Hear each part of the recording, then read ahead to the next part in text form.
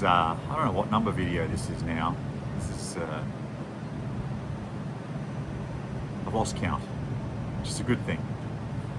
Because it means I'm creating enough videos such that I can't remember how many videos I've created. So I am currently in Papua New Guinea. All around me is Papua New Guinea. There's no,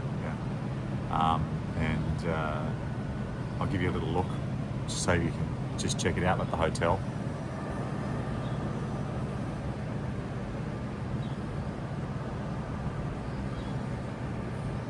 Went swimming out there in the pool this morning, which is great. It's a 40-metre pool.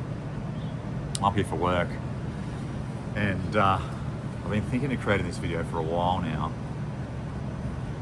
And the video is about that you don't need the money, and I created it because so many companies that I run into, when I'm traveling around, or people, they want money to expand. They want money to do something, and it's surprising how many companies don't actually need the money. And it's very rare to run into a company that does. And it's hard to explain to them in the moment, because they're so certain that they need the money, that they don't, until you start to point out other ways they could get the money, or maybe that they don't even need the money. Maybe their business doesn't require the money. Maybe they're pushing for growth that they don't need yet, or maybe even they don't want, or they're not ready for. And I think that a lot of the time, people who want money comes for a couple of different reasons. One of them is sort of like validation. People have invested in my business at a certain valuation, and that means it's worth more. Therefore, what I've done has more value. I think that's a dangerous place to go. The second one is that they want to push for growth. And the problem you've got with something like that is that often when you look at what it is that they need to push for growth for, they don't actually have the skills to actually grow the business. And some people are not going to like this one, and they certainly don't like it when I give some of this feedback, when I go around to these investment conferences. And sometimes I'll even say to people, listen, don't get super aggressive. Just don't get triggered here. They want the money to expand, but they don't have the team that allows them to expand. Their marketing team is not good enough. Their business development team is not good enough. And in a lot of ways, if someone can't expand their business with the team they currently have, they're probably not selling it to the right number of people. There's another one where we want to develop the product. We need the money to develop the product. And I'm always a bit like, well, I get that. But if you haven't got a proven product, why would someone invest with you? And I get that in some situations, like for instance medical and things like that, it's really expensive to develop a product. But there's lots of businesses where you don't need to do that. And I don't know if you want to invest in a business that doesn't have a proven product. There's a number of people who've found a solution, and then they go and find a problem. They spend all this money to building this bit of software or this product or this solution, and then they've got to go and sell it to someone. And that isn't a real smart move. What else is there? There's a plethora of other reasons. But they just haven't done enough networking. The number of organisations that say, I want money, and they genuinely need more money, but is it investment that they need? Or they just need more money? And almost all of them are more money. The health sciences where they've got to go and do a clinical trial, that's money. But a lot of businesses that aren't like that, they don't need money. They need customers. They need people paying their bills. They need people buying stuff. They need a strategic partnership. And it's absolutely fascinating how close someone can be as a business to success and so far away from it. I was at an investment conference 3 weeks ago. An investment conference is like a bunch of people, both investors, consultants, like sort of experts in investment and business. I would probably sort of put myself in that space. People who are raising and connecting and capital, connecting people, connecting organisations, that sort of in between. And then there's the people who are actually looking to actually raise capital businesses. And I'm talking to this gentleman, and he's telling me about his business. And quite literally 50 metres away is another business that would be an incredibly important strategic partnership for them, and would probably allow them to not need to raise the level of capital they're looking for. And there was also some peculiar things about this business, which is that, so I connected these two people, so obviously that's made a huge difference to their business. And all of a sudden, now it's, you've got this huge customer that now wants to just buy your product. So then you can literally sign something, take that signed contract to the bank, turn around and loan it just stranded commercial rates. And you didn't need it to dilute. But so many people don't think that way. So many people, or even as an investor, if you want to raise capital from investors and they go, well, what are you raising it for? Well, if you've got a contract for sale, an offtake agreement, it's a hell of a lot easier to raise capital for than hey, we want to see if we can find more customers. We want to build out our supply pipeline. And they know that the demand's there, but there's no signed contracts, and the signed contracts make a difference. So that's one that's another way to raise capital. The number of organisations or people that I've run into, and I'm like, you need to meet so and so, because if you did that, you'd succeed. I done some work for an organisation that does banking infrastructure. They don't need capital. They need connections. They need customers.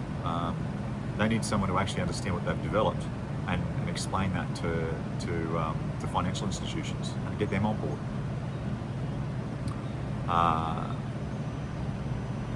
Mining companies often need offtake agreements. No different than a fertiliser company that I was just talking about before. Real estate's a good example. Real estate needs capital. But the thing about real estate is that there's a lot more, it's a lot easier to measure whether you're going to be able to sell the product or not with real estate. And not only that, there's something physical with security at the other side. A business that's a cool idea, there's just no security to it. If you're having to raise capital, there better be a damn good reason as to why you're raising capital. And in my view, if you're not raising capital generally to divest yourself as the founder of share capital, or bringing other smart people, other accountability, who hold you accountable, you're probably not looking at the right spot. That's not to say that raising capital isn't sometimes important, but there's a really compelling story that it need to be there. But in most scenarios, it comes down to the business hasn't thought, out of the box enough as to why or how they don't have to raise capital. They haven't found an alternative option. They don't have the right consulting, the right sort of smarts on the team to pull it off, which is often offensive because these people have gotten to a certain point. They can't go any further, and they're a bit like, let's raise capital because we think that's how it's going to get across there. They don't really understand their market as well as it might be. And networking and getting out, like one of the things that, I love talking to people. I could talk the leg off a chair and then have a crack at another one, as they say. It's expensive, time consuming, it requires a certain type of person to get out and just network, for hours and hours and weeks and months and years.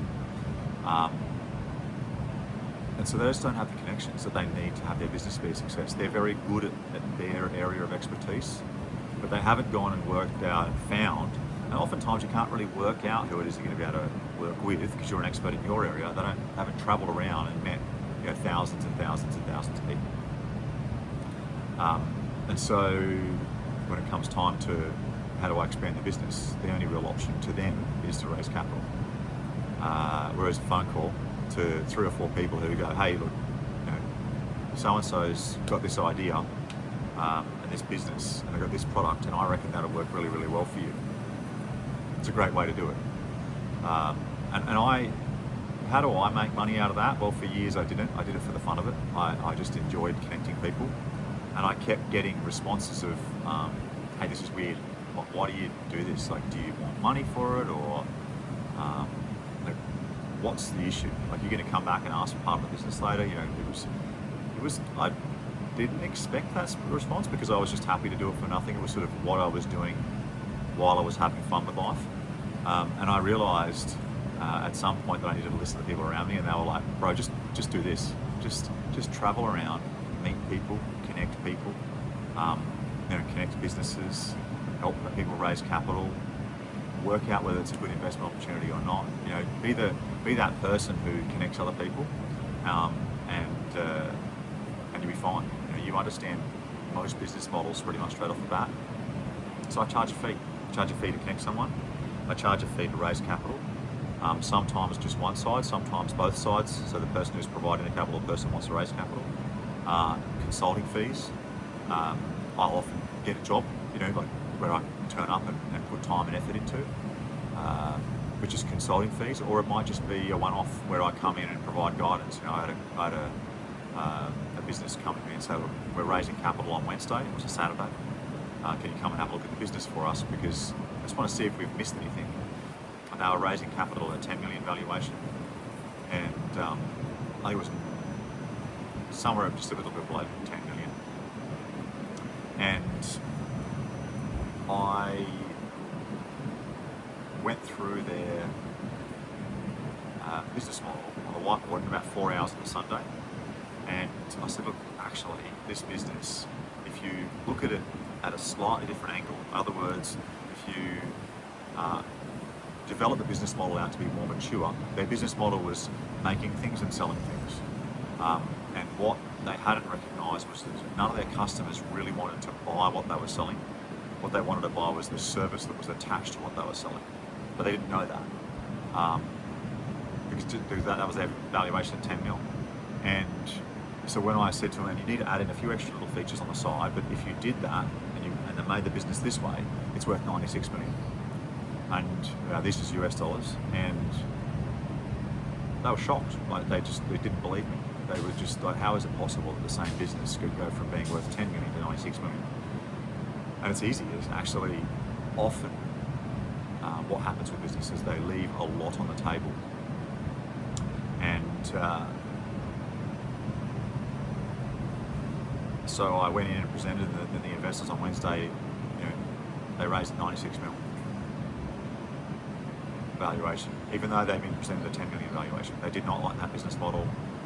It didn't provide scalability, and that was 96 mil with a singular product, and they had several others in the pipeline. So they would have added, 20 or 30 or 40 million dollars to the bottom line across those products there. What's another good example of it? And I'm just throwing these out here in the hopes that it inspires you to see something different in your business, or inspires you to ask me a question. I was talking to a company. They make a very specific product. I'm trying to be responsible for some of the information I share, so I'm being a little bit aloof.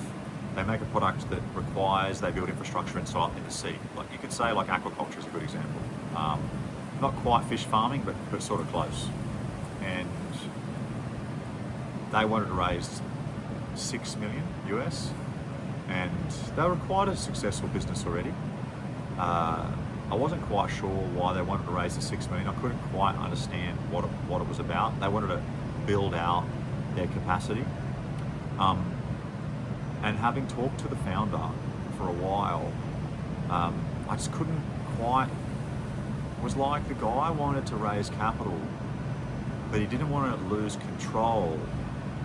But in saying that, he was going to lose control by raising capital, and it was just something that didn't make sense. So I kept listening and kept listening and kept listening, and all of a sudden he shares about how they've been approached by an oil and gas major to see if they want to, this company that's raising capital wants to take over some of their defunct infrastructure. And it's going to cost them 1.2 billion US to decommission this infrastructure over the next sort of 10 to 15 years. And what they were saying is, look, what about if we just give it to you? And it was interesting, that was where they were going to raise capital from. You can go to companies like that, oil and gas majors, anyone who's trying to, who has a cost associated, they could quite literally pay you to take over their infrastructure. And now you've got this incredible infrastructure and cash in the bank, and you can use that infrastructure to now farm whatever it is you're farming. What was interesting was that he hadn't seen that. He quite literally told me this. Probably could have raised, if you got a $1.1 billion cost to decommission over 15 years, you do the simple math on that. These oil and gas majors are really, really good at that. They're very pragmatic. You could just quite literally go out and say to them, look, give me $500 million over the next 10 years and I'll take over your infrastructure and all of the environmental responsibility for it. It's like a no-brainer. And in a lot of ways, what they were doing was quite environmentally friendly. So the government would probably give you some kind of concession or even help you to clean up the environmental side of things. So there's just a plethora of ways that this company was trying to raise 6 and probably could have been just paid 500. It's just insanity that they didn't see that. And I purposefully, if they don't ask, if I know they're not going to pay me, I'm not going to tell them. I could tell them, but my job isn't to make everyone's business a success. My job is to find people who want to work with me and then who have an interest in paying me, because I've got to pay my bills. So I just didn't tell them. And I haven't raised capital for them because I can't work out why the hell, if it's such a good idea, that their existing shareholders haven't invested. And the reason their existing shareholders are incredibly wealthy people, $6 million US is nothing to them. And I think it's because they're a bit like, well, the management team's not thinking outside the box enough. Which is why they're missing this opportunity to raise huge sums of money from an oil and gas major who would love to talk about their green credentials and how they're repurposing, infrastructure, and the indigenous people there would be loving it. There's always 1,000 other ways to get money that isn't raising capital, unless you absolutely positively need to, or you're selling out. It's not. If you're at the point of raising capital, I think that's a mistake.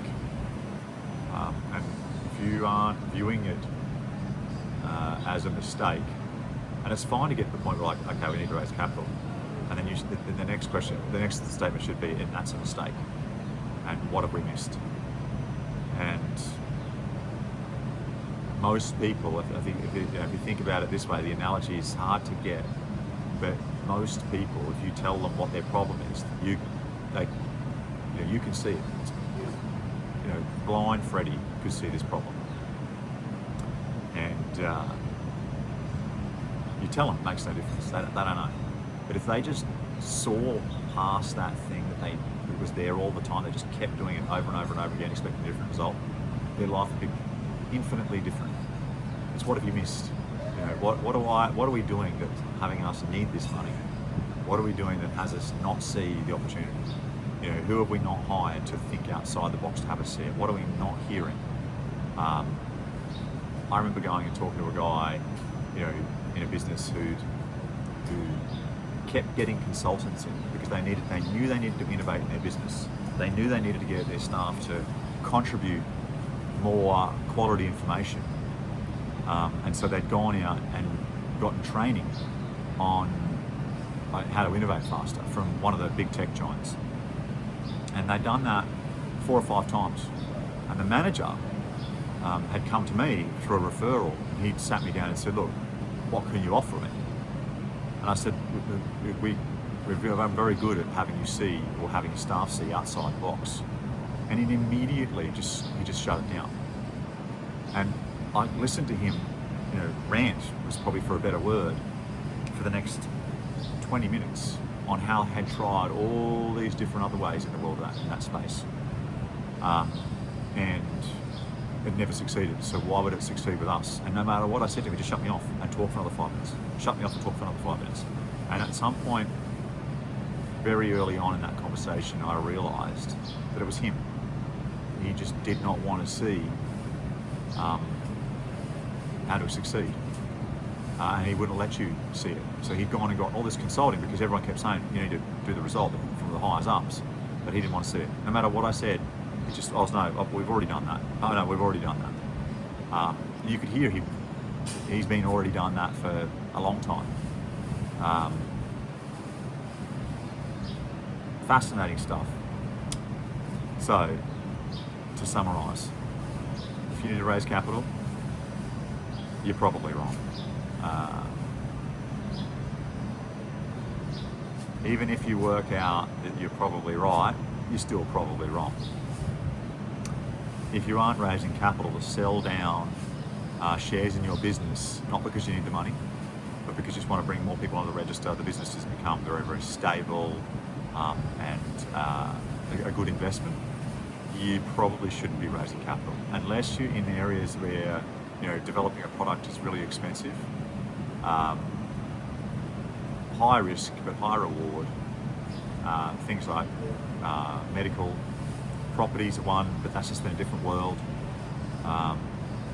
We all need somewhere to stay. We all need somewhere to eat. We need shelter.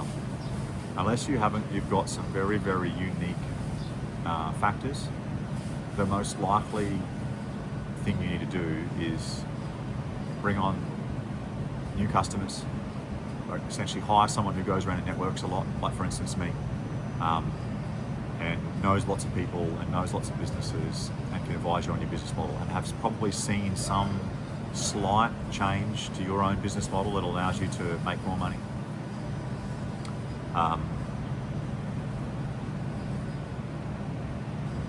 Don't raise that capital until you absolutely positively need to, and certainly do not do it so you feel better about how great your business is and it's got this really high valuation, because now you've got accountability, and which is great, but you're not raising capital for why you would probably want to raise capital. As a business, it's as an unemotional thing. So hopefully that's given you a bit of an overview of why you do not need to raise capital, why you shouldn't raise capital, and my experience having done this, listened to business models and worked in many startups and big businesses. It's always a smart move to find someone else or some other way in which to raise that money that isn't increasing the number of shares on the share register. Hope you enjoyed this one. See you in the next one.